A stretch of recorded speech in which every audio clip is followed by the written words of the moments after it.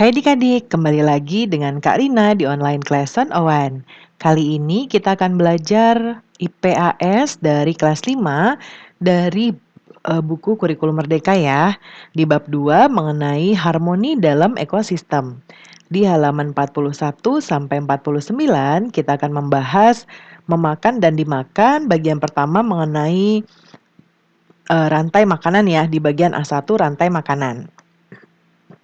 Yuk di-subscribe dulu, klik loncengnya, like dan share juga ya. Nah adik-adik bagi yang mau les bahasa Inggris bisa nanti tanya-tanya lewat DM IG, lalu nanti bisa juga lihat formulir pendaftarannya. Nanti ada linknya Karina taruh di kolom deskripsi ya. Yuk kita mulai di bab 2 ya. Nah adik-adik, hutan hujan tropis ya di Kalimantan merupakan salah satu hutan dengan keanekaragaman hayati yang paling banyak di dunia. Dengan jumlah spesies yang sangat banyak, bagaimana mereka hidup satu sama lain, lalu bagaimana mereka mencari makan.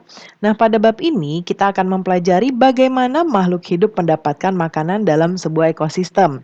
Betapa pentingnya peran masing-masing komponen untuk menjaga ekosistem tetap harmonis. Selain itu, kita akan mempelajari bagaimana mengenai dampak dari ketidakseimbangan suatu ekosistem.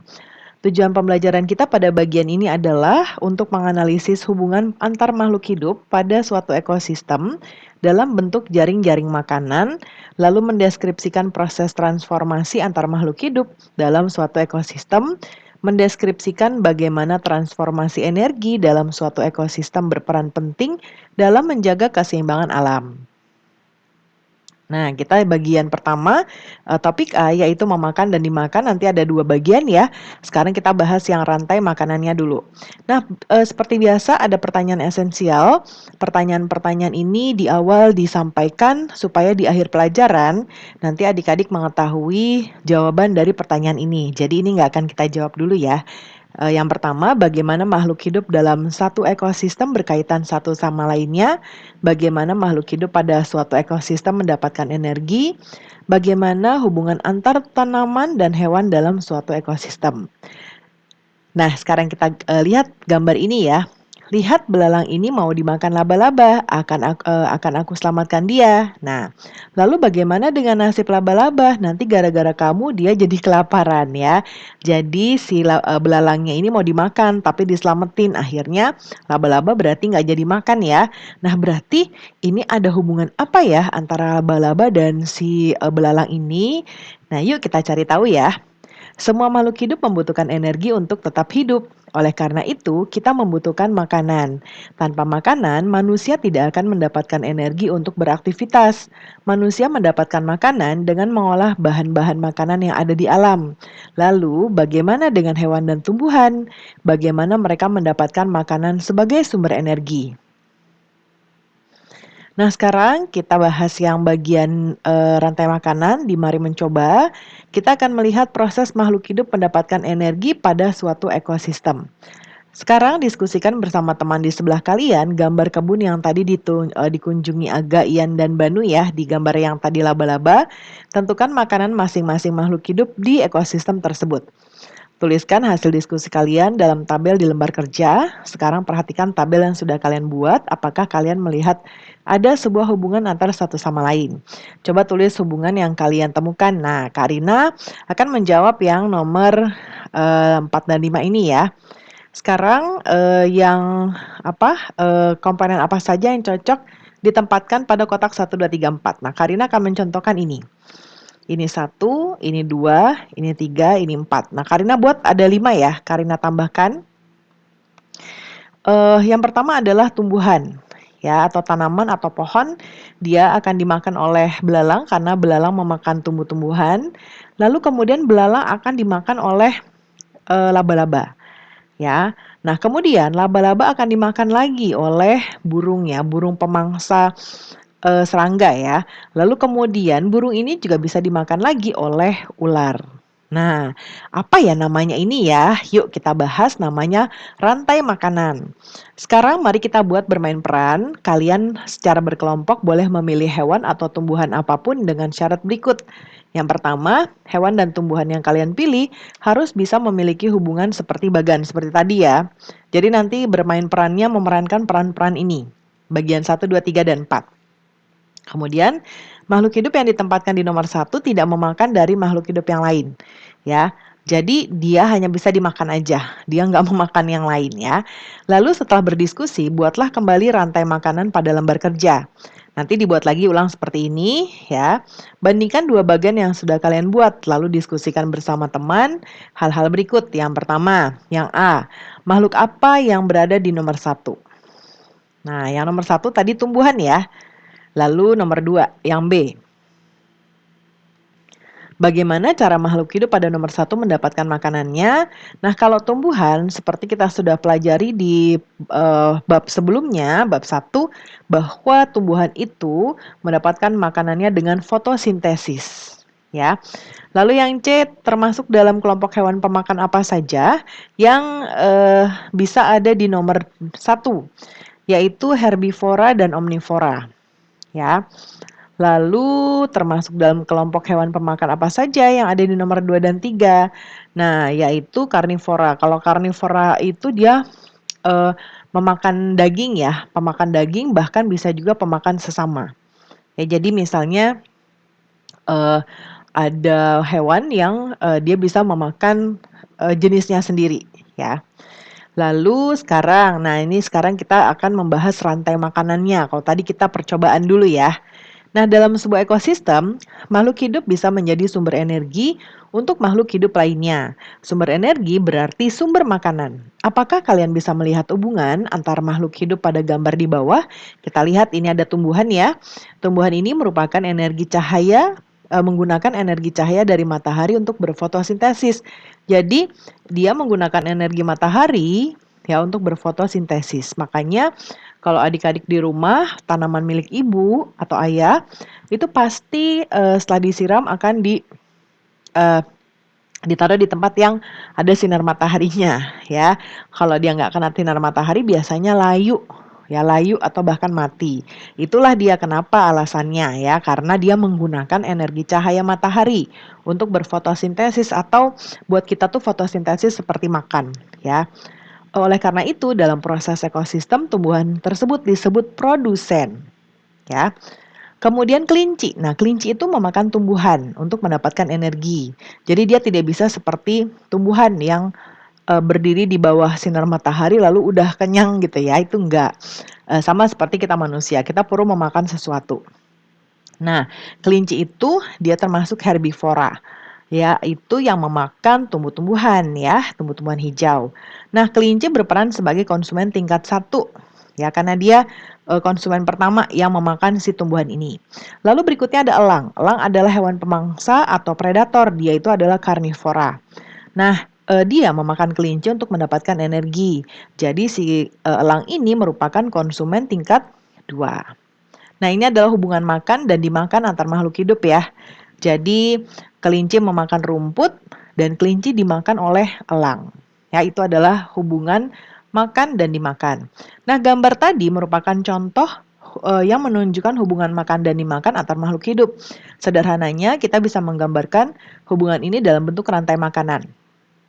Rumput, kelinci, elang ya. Nah, menurut kalian apa arti tanda panah pada rantai makanan di atas?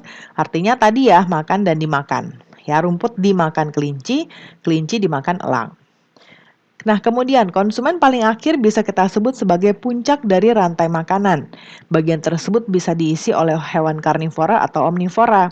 Biasanya hewan ini tidak diburu oleh hewan lainnya untuk menjadi makanan.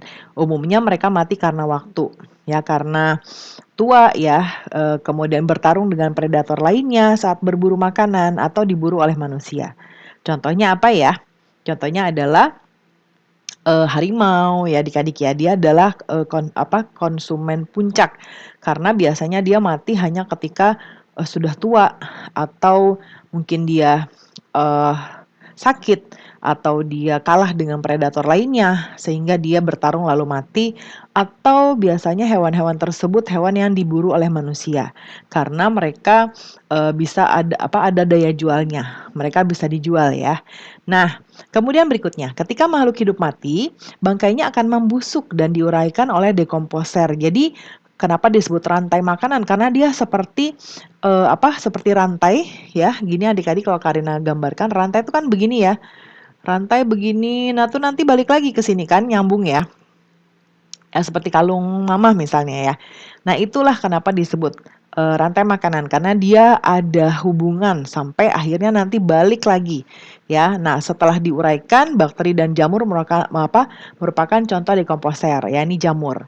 Nah, hasil penguraian ini bercampur dengan tanah yang humus ini dibutuhkan oleh tumbuhan untuk tumbuh dengan baik. Jadi dimakan lagi atau disarinya diserap lagi oleh tanaman, tanaman dimakan lagi oleh kelinci dan seterusnya, gitu aja terus ya. Nah, keberadaan dekomposer membantu mendaur ulang proses rantai makanan agar kembali ke tumbuhan. Dengan adanya dekomposer ini, proses makan dan dimakan dalam ekosistem menjadi siklus yang terus berputar. Nah, kita sudah mengenal kosakata baru di bagian ini, yaitu produsen, yaitu adalah penghasil makanan, ada konsumen, yaitu makhluk hidup yang memakan makhluk hidup lainnya, predator, hewan yang hidupnya dari memangsa hewan lain, lalu rantai makanan, proses transfer energi makanan pada suatu ekosistem, lalu ada dekomposer, organisme atau makhluk hidup pengurai sisa-sisa bangkai hewan, tumbuhan, dan bangkai makhluk hidup lainnya. Lalu ada juga humus, yaitu bangkai organik yang memiliki banyak unsur hara atau nutrisi untuk tumbuhan. Nah, kemudian kita ke bagian mari mencoba menggambar rantai makanan. Sekarang kalian akan membuat ulang rantai makanan, nanti digambar tumbuhan dan hewannya, ada mataharinya juga ya. Lalu sertakan juga dekomposernya yang nanti akan mengurai bangkai untuk kembali menjadi nutrisi lagi. Nah, berikan label pada peran setiap komponennya ya. Nah, Karina buatkan contohnya nanti ya, ini juga nanti ada di bagian berikutnya ya, tapi kita bisa lihat juga. Nah, ini adalah contoh rantai makanannya ya. Ini ada mataharinya, dia menyinari untuk proses fotosintesis ya, butuh air juga ya, dia sebagai produsen. Kemudian setelah itu si rumput ini bisa dimakan oleh belalang. Nah, belalang ini adalah konsumen primer atau pertama ya, Karina ganti bisa ditambahkan jadi pertama. Lalu katak dia memakan belalang, dia sebagai sekunder atau konsumen kedua. Lalu kemudian ada ular, ular ini konsumen ketiga. Dan terakhir adalah ini konsumen puncak atau final atau puncak. Si elang ini ya, lalu elang mati misalnya, lalu dia akan diurai atau didekomposer oleh fungi. Fungi ini adalah jamur. Ya. Balik lagi nanti ya. Kemudian sekarang kita mempresentasikannya nanti disampaikan kepada teman-teman di depan kelas ya, nanti tunggu arahan dari Bapak Ibu guru untuk menyampaikannya ya. Nah, sekarang di bagian ayo refleksikan.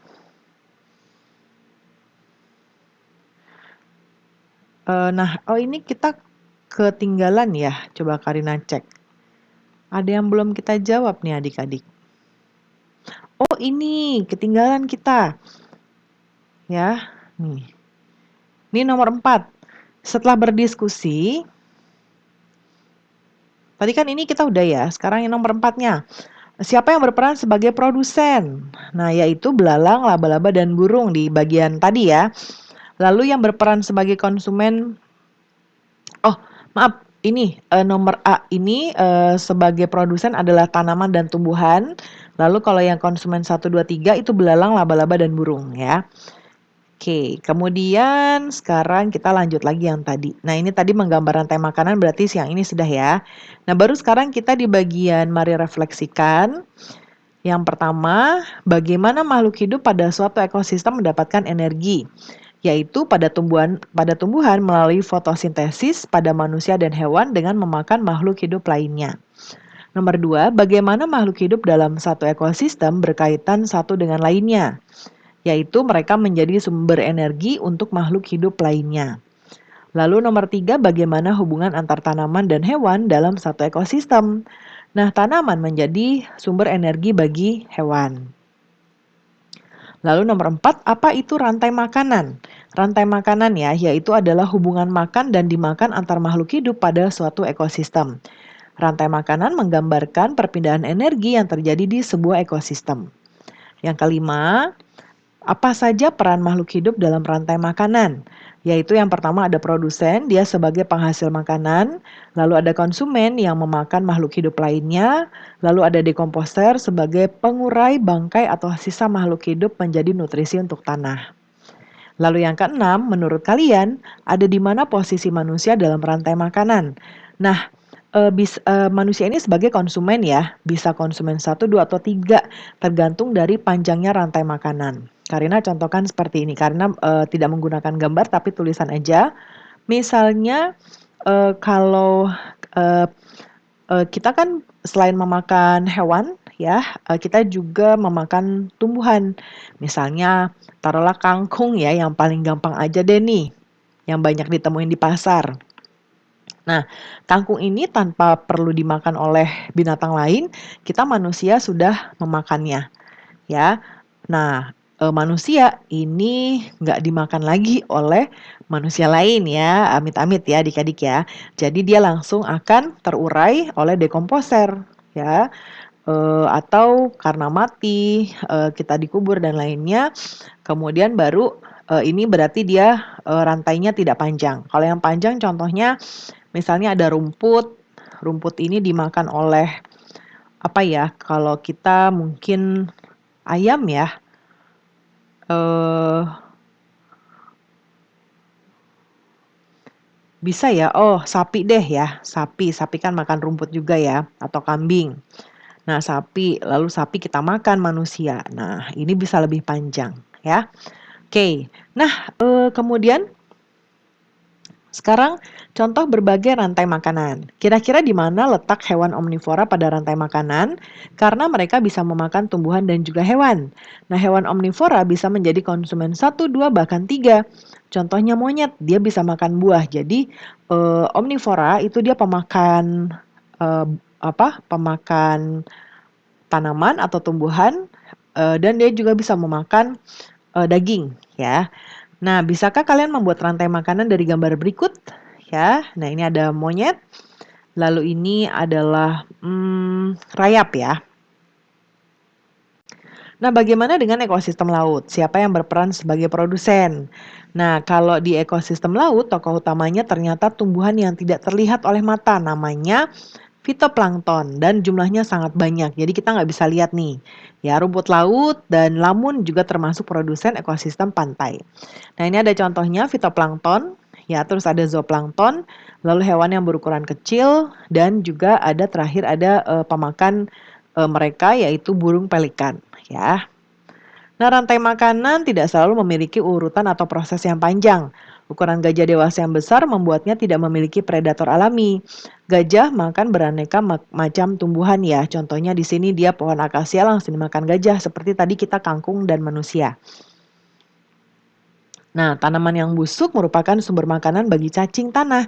Oleh karena itu, cacing tanah juga berperan sebagai dekomposer. Pada cacing tanah, rantai makanan bisa terjadi sebagai berikut. Jadi, daun mati, cacing tanah, lalu burung. Ya. Nah, dari bagian ini kita sudah mempelajari kosakata baru, yaitu yang pertama ada lamun, tumbuhan yang hidup di laut dangkal. Lalu ada organisme, segala jenis makhluk hidup. Zooplankton, ini adalah hewan berukuran kecil. Fitoplankton, tumbuhan air dengan ukuran kecil yang hidup melayang dalam air. Nah, pembahasan kita untuk bagian ini sudah selesai ya adik-adik. Semoga pembelajaran kita kali ini bisa bermanfaat. Jangan lupa yang mau les bahasa Inggris bisa tanya-tanya dulu lewat DM IG ya. Linknya sudah Karina taruh di kolom deskripsi. Nah, sekarang kita subscribe dulu, klik loncengnya, like dan share juga. Terima kasih sudah menonton sampai akhir. Mohon dimaafkan apabila ada kesalahan dalam perkataan maupun dalam materi yang diberikan. Sampai jumpa di pembelajaran berikutnya.